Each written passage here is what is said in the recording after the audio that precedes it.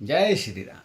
भाई और दोस्तों, आज हम रामायण में सबरी के प्रसंग पर चर्चा करेंगे। भगवान राम और लक्ष्मण जब सीता जी का अपहरण हो गया, उसके बाद सीता जी को ढूंढते ढूंढते दक्षिण दिशा की तरफ जा रहे थे। अचानक भगवान जी को सबरी की याद आई। अब जिस रास्ते पर भगवान जी सीता जी को ढूंढने जा रहे थे, उस रास्ते पर सबरी का आश्रम नहीं था। सबरी का आश्रम का रास्ता अलग दिशा में था। लेकिन भगवान जानते थे कि सबरी 1000 साल से मेरी तपस्या कर रही है, मेरी प्रतीक्षा कर रही है, इसलिए भगवान जी ने अपना रास्ता बदला। लक्ष्मण जी कहने लगे, प्रभु इधर कहाँ जा रहे हैं? हमें तो दक्षिण दिशा में जाना है, क्योंकि पीछे गिद्धराज ने बताया कि इधर लंका की तरफ रावण ले गया है सीता जी को। भगवान कहने लगे, मेरा एक भक्त इधर की तरफ मेरा इंतजार कर रहा है बरसों से। तब भगवान ने अपना रास्ता बदला और उधर मतंग ऋषि के आश्रम में सबरी बस रामा रामा रटते रटते बीती रे उमरिया, ये भजन गाती है और भगवान को याद करती रहती है। कहती है, रामा रामा रटते रटते बीती रे उमरिया, रामा रामा रटते रटते बीती रे उमरिया, रघुनंदन तुम कब आओगे भिलनी की डगरिया। यही वो दिन रात गाती है और रास्ता साफ करती रहती है और रोज भगवान का इंतजार करती है। उसकी कुटिया पर 4 रास्ते आते थे, चारों रास्तों पे वो झाड़ू लगाती है काफ़ी दूर तक कि ना मालूम मेरे प्रभु कौन से रास्ते से आ जाए। जब मतंग ऋषि जाने लगे तब उन्होंने सबरी से कहा कि सबरी देख, मेरा टाइम तो इस धरती पर खत्म हो गया है, अब मैं अपने धाम को जा रहा हूं, लेकिन मेरा आशीर्वाद है कि एक दिन भगवान तेरे पास स्वयं चलकर आएंगे, मेरे वचन पर विश्वास रखना।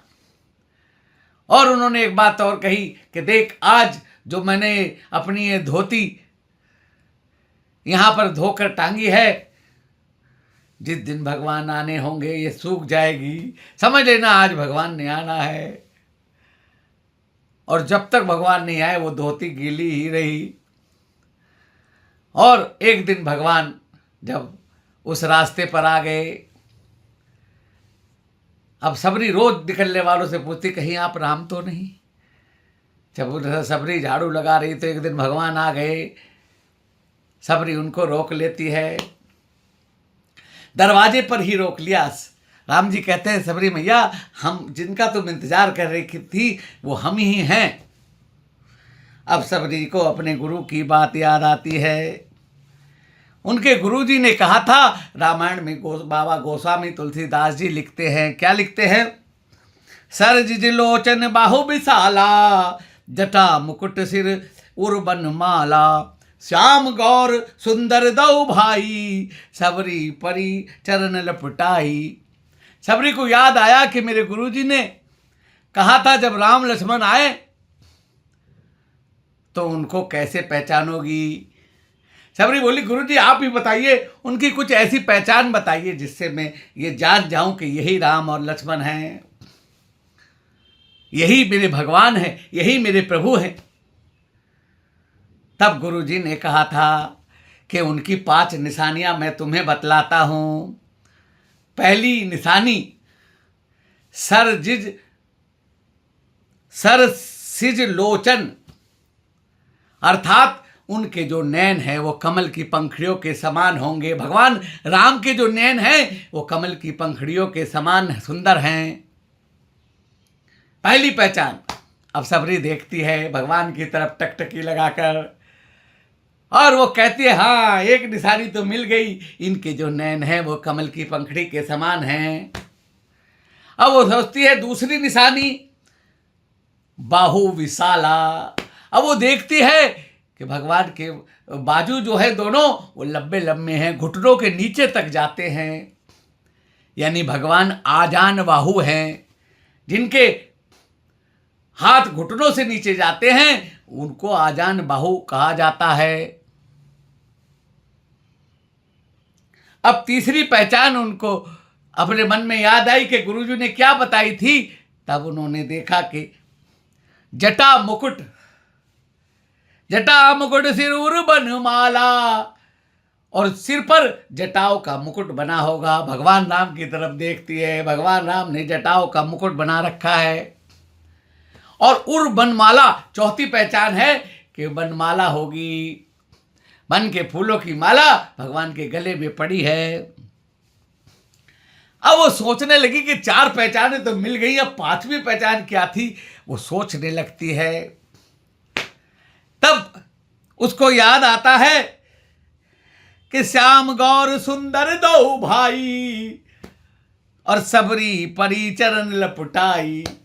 सबरी को याद आया कि मेरे गुरुजी ने कहा था वो दो की जोड़ी में आएंगे, राम और लक्ष्मण होंगे। जैसी सबरी ने देखा ये दो हैं, एक गौर हैं, लक्ष्मण जी गोरे हैं और राम जी श्यामल हैं, दो की जोड़ी में है। बस पांचों निशानियां मिल गई। अब सबरी ने भगवान के पैरों को पकड़ लिया। अब सबरी भगवान को पैरों को पकड़ लिया। अब उसे याद आया कि भगवान गुरुजी ने कहा था कि जब भगवान आ जाए तो उसको उनका अधपाद से पूजन करना, उनके पैरों को पखाड़ना। लेकिन सबरी ने जब पैरों से लिपटी तो इतने आंसू बहे उसके, इतने आंसू बहे कि भगवान का पद प्रक्षालन हो गया, पानी की आवश्यकता ही नहीं पड़ी। जिस प्रकार से सुदामा प्रसंग में भगवान कृष्ण ने पानी तो मंगाया, लेकिन उनके पैरों की दशा को देखकर भगवान कृष्ण इतने रोए कि वो पद परात जल के परात के जल को तो हाथ भी नहीं लगा, और सुदामा के चरण उनके नेत्रों के जल से धुल गए। इसी प्रकार सबरी जब भगवान के चरणों को लिपटी तो उनके आंखों से इतने आंसू बहे कि उन्हें पद प्रक्षालन करने का टाइम ही नहीं, और आंसुओं से ही भगवान के चरण को धो डाला। इसके बाद भगवान को अपने आश्रम में ले जाती है, और आश्रम में ले जाकर भगवान को बिठाती है, और बिठाकर उनको फिर प्रसाद अर्पण करती है, भोग प्रसाद लाती है। अब यहाँ पर कई संत लोगों की अलग अलग बात आती है। कुछ संत कहते हैं कि सबरी ने झूठे बेर खिलाए, लेकिन रामायण में तो लिखा है कि भगवान ने कंदमूल फल खाए। कंदमूल फल सुरसती दिए राम कहुआनी, प्रेम सहित प्रभु खाए बार बार बखानी। रामायण में तो कंदमूल फल लिखा है, लेकिन कुछ लोग कहते हैं कि सबरी ने बेर खिलाए। अब वो बेर थे कि कंदमूल था, इसकी हम अंतर में नहीं जाते हैं। लेकिन हमने एक संत से सुनी है कि एक संत की कथा में हमने सुना कि सबरी रोज जंगल में जाती थी, जो भी सुंदर फल होता था वहां पर बेर के पेड़ बहुत ज्यादा थे, तो सबरी हर पेड़ से एक बेर तोड़ती, जिस बेरी का बेर मीठा होता वो मीठे बेर रखती, और जिसका बेरी का खट्टा बेर होता वो बेर उस बेरी के बेर नहीं लेती। इस प्रकार से वो बेर ला के रखती थी। अब जब भगवान ने भोग प्रसाद पा लिया, अब सबरी बड़ी उदास हो गई। भगवान कहने लगे, सबरी आखिर आप उदास क्यों हैं? आपने तो हमारी सेवा की है, आपने हमारी तपस्या की है, और हमने आपको दर्शन भी दे दिया, अब आप उदास क्यों हैं? कि प्रभु जब मेरे गुरु जी आए थे उन्होंने कहा था कि पहला तो पद प्रक्षालन करना, दूसरा उनको भोग अर्पण करना, और तीसरा उनको स्तुति करना। अब प्रभु मैं तो अधम हूं और अज्ञानी हूं, बचपन से अनपढ़ हूं, मैं तो पढ़ी लिखी भी नहीं हूं प्रभु, मुझसे स्तुति कुछ नहीं आती प्रभु, मैं तो अधम हूं, मेरे को स्तुति नहीं आती है प्रभु। भगवान कहने लगे, मां हे सबरी मैया तू चिंता क्यों करती है? आज तेरा राम, तुझे स्तुति की जरूरत नहीं है, तू बैठ, आज तेरा राम तुझे नवदा भक्ति बतलाता है कि जो मेरी 9 भक्तियां हैं वो क्या है। और उनमें से जो जीव एक भी भक्ति करता है मैं उसे अपना मान लेता हूँ और उस पर पूरी कृपा करके उसे अपने धाम में जगा देता हूँ। तब भगवान सबरी को नवदा भक्ति का उपदेश देते हैं। आज हम वो आपको बता रहे हैं। तुलसीदास जी लिखते हैं कि प्रथम भक्ति संतन कर संगा, दूसरी रति मम कथा प्रसंगा। राम जी कहते हैं कि पहली भक्ति क्या है? पहली भक्ति जो है जो संतों का संग करता है वो मेरी पहली भक्ति करता है। और दूसरी भक्ति क्या है कि जो कथाओं को सुनता है या सत्संगी लोगों के सत्संग सुनता है, फिर वचन सुनता है, उनको अपने हृदय में धारण करता है, वो मेरी दूसरी भक्ति करता है।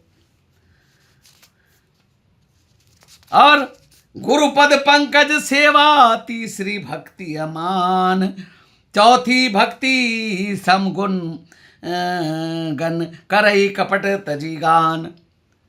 और तीसरी भक्ति क्या है? जो गुरु की आज्ञा का पालन करता है, गुरु मंत्र का जाप करता है, वो मेरी तीसरी भक्ति करता है।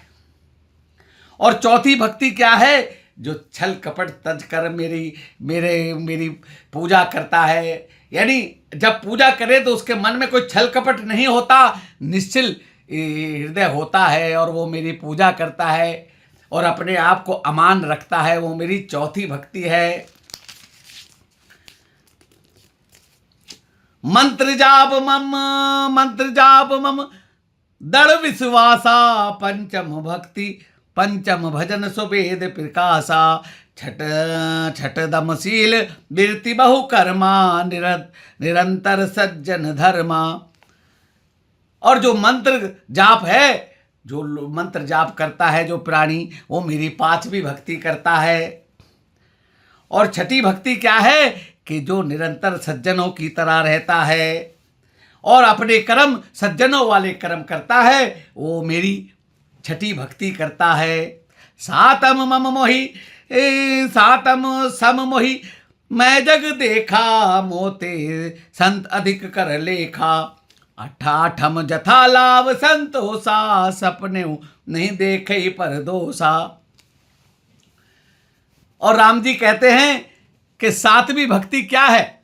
सातवीं भक्ति है जो संतों से, मेरे से अधिक संत को मान देता है, जो भगवान से अधिक भगवान के संतों को इज्जत देता है, मान देता है, उनको भगवान से अधिक समझता है, उनका पूजन करता है, वो मेरी सातवीं भक्ति करता है। और आठवीं भक्ति क्या है कि आठम जथा लाभ संतोषा, सपने नहीं देखे पर दोषा। आठवीं भक्ति है कि जो भी हम व्यापार बिजनेस करते हैं उसमें जो भी हमें प्राप्त हो जाए, हमें भगवान का नाम लेते लेते व्यापार करना चाहिए और उसमें जो भी हमें प्रॉफिट हो, चाहे वो 1000 हो, चाहे 10,000 हो, चाहे 10 लाख हो, हमें उसमें संतोष करना है। हमें ये नहीं सोचना और अधिक ना, जो मिल गया उसमें संतोष करता है। जथा लाभ संतोषा। और सपने नहीं देखे पर दोषा, दूसरे में दोष नहीं ढूंढता, जो दूसरे के दोष को नहीं देखता है, केवल गुण देखता है, वो मेरी आठवीं भक्ति करता है। नवम सरलम सब सन छल हीना, मम भरोस ही हर्ष नदीना, नवम होए कउजिन होई, नारी पुरुष सचराचर जोई। भगवान कहते हैं कि नौवीं भक्ति क्या है? जो सरल हो गया है, जो बिल्कुल जिसका मन निर्मल हो गया है और जिसने अपने आप को मेरे ही अधीन कर दिया है, जिसने मेरे प्रति अपने आप को सरेंडर कर दिया है, जिसने अपने आप को मुझे सौंप दिया है कि प्रभु तुम जानो, अब जो हो तुम जानो प्रभु, आप कारणहार हो, मैं तो सिर्फ मुझसे जो करवाते हो मैं करता हूँ। जो ऐसा हो गया वो मेरी नवी भक्ति है। और अंत में भगवान कहते हैं कि जो मैंने 9 भक्ति बताई, जो उन 9 भक्ति में से किसी एक भक्ति में भी दृढ़ हो जाता है, पक्की कर लेता है, वो समझ लो कि वो मेरा प्रिय भक्त बन गया और वो उसको मैं सीधा अपने धाम में जगा देता हूँ, उसकी कोई इच्छा अधूरी नहीं रहती। भगवान उस पर हमेशा कृपा करते हैं, वो मोक्ष पाने का अधिकारी हो जाता है।